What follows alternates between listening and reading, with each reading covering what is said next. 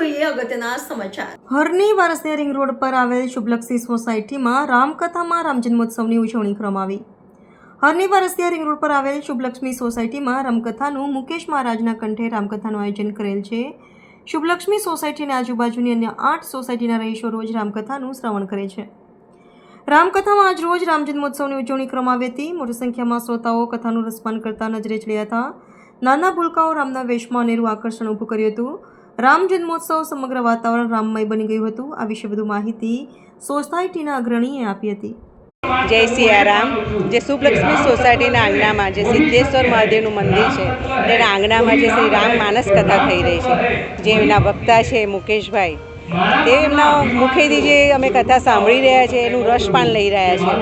પણ જે દૂર દૂરથી આજુબાજુની સોસાયટીમાંથી જે એક દિવસ બે દિવસ એમ કરીને આજે 250 થી 300 માણસ આવીને સાંભળી રહ્યા છે, એમનું રસપાન કરે છે। એટલે એ વક્તાના મુખેથી જે સાંભળીએ છીએ એમનું રસ લઈ અને ઘરે જઈએ છીએ તેમ આનંદ થાય છે કે આપણી ઘરે બી આવું રસપાન કરવા માટે ગુરુને આગમન કરીએ। આવી રીતે રસપાન અમારા શુભલક્ષ્મી સોસાયટીમાં આવા દરેક પ્રોગ્રામ થાય છે અને એવી રીતે કથા અમારા સિદ્ધેશ્વર મહાદેવની કૃપાથી જે અહીંયા આંગણમાં જે રામકથા થઈ રહી છે એ બદલ અમે ખૂબ ખુશ છે। બધા દરેક બહેનો ભાઈઓ બધાને સહ મળીને બધા ભેગા થઈને આ પ્રોગ્રામમાં અમે ભાગ લઈ રહ્યા છીએ। 9 દિવસની કથા છે અને શનિવારે કથા ચાલુ થઈ હતી અને રવિવારે પૂરી થાય છે અને 9 દિવસમાં જે અમે રસપાન લઈએ છીએ એનો આનંદ અમને ખૂબ છે। બધા બહેનો ઉમંગ ઉત્સવથી આનંદ લઈએ છીએ એની મેં। જય લતાબેન પટેલ, શુભલક્ષ્મી સોસાયટી, જય સિયારામ।